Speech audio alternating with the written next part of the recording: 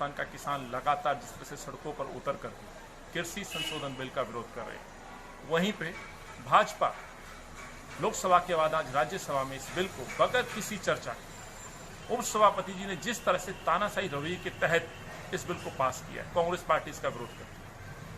किसानों की आवाज को लेकर के पूरा देश लामबंद है। एक ही आवाज की ये संशोधन बिल किसानों के खिलाफ है, लेकिन भाजपा सुन रही है, देश का प्रधानमंत्री सुन नहीं रहे हैं। इसी आवाज को लेकर के दिल्ली प्रदेश कांग्रेस कमेटी कल यानी 21 सितंबर 11 बजे संसद भवन का घेराव करेगी। आइए किसानों की इस आवाज में हमारा साथ दीजिए, इस बिल का विरोध कीजिए, भाजपा के इस तानाशाही रवैये के खिलाफ आवाज उठाइए। धन्यवाद। जय जवान, जय किसान, जय हिंद। जो बोल रहा उसे खा लो। अभी कोई पंडित का खड़ा तो कोई सा बोलने का पुलिस वाला भी।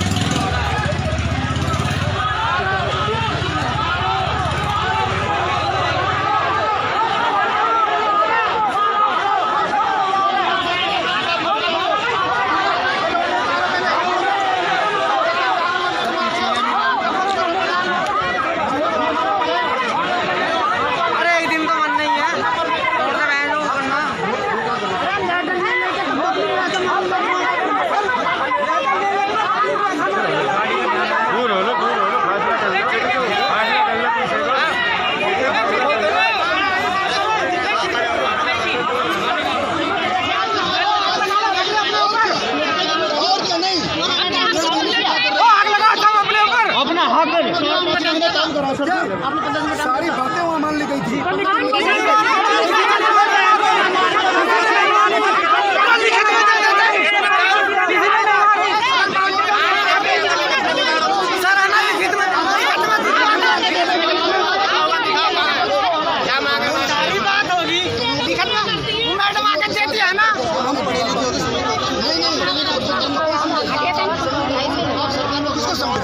चुप रहे, ये मुझे मत बताओ। मैं विरोधी हूँ, तुम विरोधी हो। कौन समझा? हम लोग किसी राजनीतिक पार्टी से जुड़ते हैं।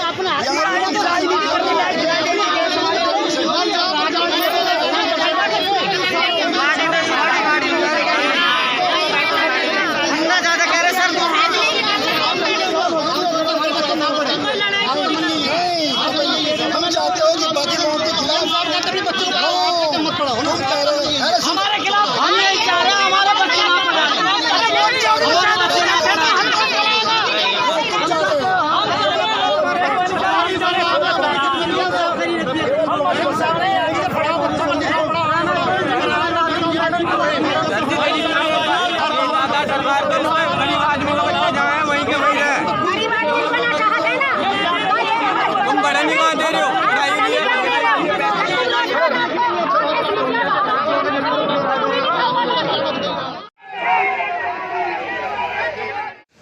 दर्शकों को लेकर के आए हैं दिल्ली कांग्रेस प्रदेश कार्यालय में, जहां पर हमारे साथ में मनीष झा जी इस समय मौजूद है प्रदेश कार्यालय से। ये कांग्रेस पार्टी के एक उभरते हुए नए चेहरे हैं और अच्छा खासा ओहदा इनका कांग्रेस पार्टी के अंदर है। हम इनसे जानना चाहेंगे कि आज जो किसानों के हित के लिए कांग्रेस पार्टी ने दिल्ली में जो प्रदर्शन किया है, उस प्रदर्शन का मुख्य उद्देश्य क्या था और इस प्रदर्शन के दौरान किस प्रकार की अड़चन आई थी। सबसे पहले तो मनीष जी, मैं आपका अपने दर्शकों की तरफ से हार्दिक धन्यवाद करना चाहूँगा कि आप एक ऐसी पार्टी से जुड़े हुए हैं जो पार्टी हमेशा से गरीबों के हित के लिए कार्य करती आई है और गरीबों के लिए लड़ती आई है। हार्दिक आभार और धन्यवाद आपका जी, जो आप गरीबी मजदूरों की आवाज़ उठा रहे हैं जी चैनल के माध्यम से। जी, इसके लिए कांग्रेस पार्टी आपका आभार प्रकट करती है। जी, और सबसे पहला पॉइंट है, आज कृषि अध्यादेश जो राज्यसभा लोकसभा में पास हुआ है जी, इसमें एक गरीब विरोधी है, मीन्स सीमांत किसान जो लोग 2-4 एकड़ वाले हैं, 2-4 बीघे वाले हैं जी, उनके खिलाफ ये बिल पास हो रहा है जी। इसमें ऐसे बड़े जमींदार जो सैकड़ों हजारों एकड़ खेती करेंगे जी, जो कॉर्पोरेट घराने जो पूरा इंडस्ट्रीज अपने हाथ के साथ ला रही है जी, जैसे सारे बिजनेस में अंबानी अडानी का बोलबाला हो रहा है जी, इसी तरह से आने वाले समय में सारे कृषि क्षेत्र पे इन्हीं लोगों का बोलबाला हो जाएगा जी। जो किसान अपनी मर्जी से मूल्य तय करते थे उनको वो अधिकार भी नहीं रहेगा।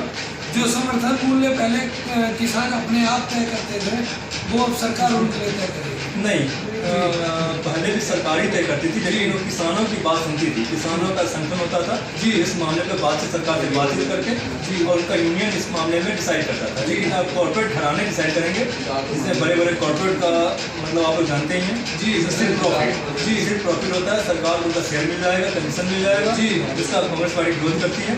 और आज इसी सिलसिले में हमारे प्रदेश अध्यक्ष चौधरी अनिल कुमार के नेतृत्व में जी हमने होटल ई मेरिडियन से लेकर संसद भवन में घेराव कार्यक्रम बनाया था जी, जिसका दिल्ली पुलिस ने इस तरह से कार्यक्रम को व्यवधान किया जी कि सबसे पहले जहाँ 3-4 लोग इकट्ठा होते थे उसी समय उन्हें पुलिस वाली गाड़ी में डाल के डिटेन कर दिया था जी।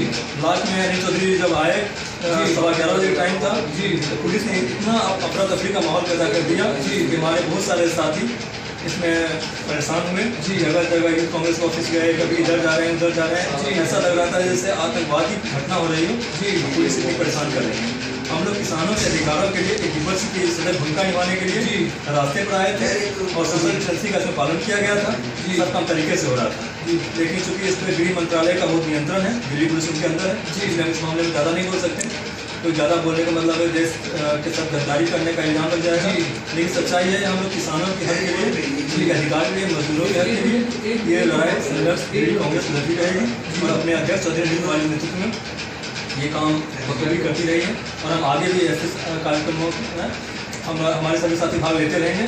और पुलिस जो उन्हें 3-4 घंटा तक थाने दिखाए रहे जी, इसका हम विरोध करते हैं क्योंकि ये सब विपक्ष का काम है सत्ता पक्ष की गलत नीतियों का विरोध करना जी, और इसीलिए करते रहें। मनीष जी, एक सवाल और मैं आपसे करना चाहूँगा, आपने किसानों के हित के लिए तो इतनी बातें बताई हमारे दर्शकों को, अभी कुछ दिनों पहले जो कोर्ट का आदेश आया था कि रेलवे लाइन के नज़दीक जितनी भी झुग्गियाँ हैं, करीब 48,000 झुग्गियाँ ऑलमोस्ट दिल्ली के अंदर है जिनको तोड़ने के आदेश आए थे, उस पर भी कांग्रेस ने अपनी आवाज़ों को बुलंद करते हुए कांग्रेस के सभी कार्यकर्ताओं ने जगह जगह प्रोटेस्ट किया था। इस पर आपकी क्या राय है अपनी पार्टी की तरफ से, उसको भी स्पष्ट कीजिए हमारे दर्शकों को। देखिए, कांग्रेस पार्टी का पार्टी नेता स्पष्ट है जी, हम गरीबों के साथ अन्याय नहीं होने देंगे जी। अगर कांग्रेस पार्टी संविधान में विश्वास रखती है जी, उसमें लिखा हुआ है कोई इंसान का घर को तोड़ के जब जी उसका रहने का व्यवस्था नहीं है, इस टाइम वैसे भी कौन सी धारा लगी हुई है, देश में तरह तरह की बीमारियाँ फैली हुई है जी, लोग सोशल डिस्टेंसिंग में एक दूरी बना कर रखना है जी।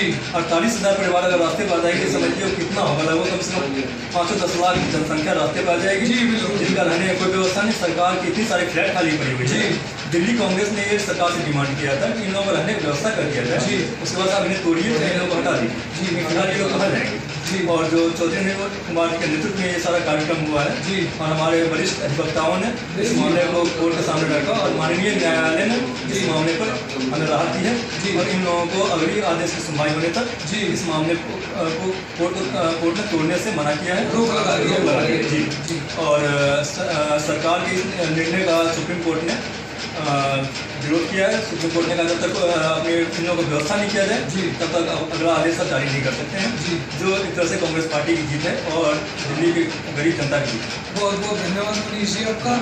तो दर्शकों, आपने देखा कि ये मनीष झा जी थे जिन्होंने कांग्रेस पार्टी की तरफ से अपने विचारों को व्यक्त किया, और जैसा आज किसानों के हित के लिए और झुग्गी वासियों के हित के लिए कांग्रेस पार्टी जमीनी स्तर पर जो कार्य कर रही है, जैसा कि विपक्ष की भूमिका इस समय में हर पार्टी निभा रही है, लेकिन दिल्ली की आप अगर देखें तो दिल्ली की राजनीति इस समय एक ऐसे दलदल में जा रही है जहां से दिल्ली को उभरना बहुत ही कठिन हो रहा है, क्योंकि दिल्ली के अंदर एक ऐसी सरकार है जो अपने आप को राजा समझ के बैठी हुई है कि वो एक राजघराने से है, राज परिवार से, और वो एक राजा की गद्दी में बैठी हुई है। उसको लोगों के हित से कोई मतलब नहीं है कि लोगों का हित किस काम में है, उसे बस अपना हित, अपनी पार्टी का हित देखने से मतलब है। उस बीच में रह करके भी कांग्रेस पार्टी, जिसका दिल्ली के अंदर आज की डेट में विधानसभा में एक भी सीट नहीं है, दिल्ली के अंदर 7 सांसद हैं, सांसदों में भी कांग्रेस पार्टी के कोई सांसद नहीं है, दिल्ली के अंदर किसी स्तर पर अभी कांग्रेस पार्टी नहीं है, निगम में कुछ सीटें कांग्रेस के पास है, बस उसके बल पर, उसके बिहाफ पे कांग्रेस पार्टी आज की डेट में भी विपक्ष की भूमिका बड़े ही जोरों से निभा रही है और अपनी विपक्ष की दावेदारी को मजबूत किए हुए दिल्ली की जनता की भलाई के लिए और देश की जनता की भलाई के लिए कदम कदम पे लोगों के साथ खड़ी है और कार्य कर रही है। इसी कड़ी में कैमरा पर्सन संतोष झा के साथ मैं Chandan Kumar Jha, express news India, Congress कार्यालय, दिल्ली।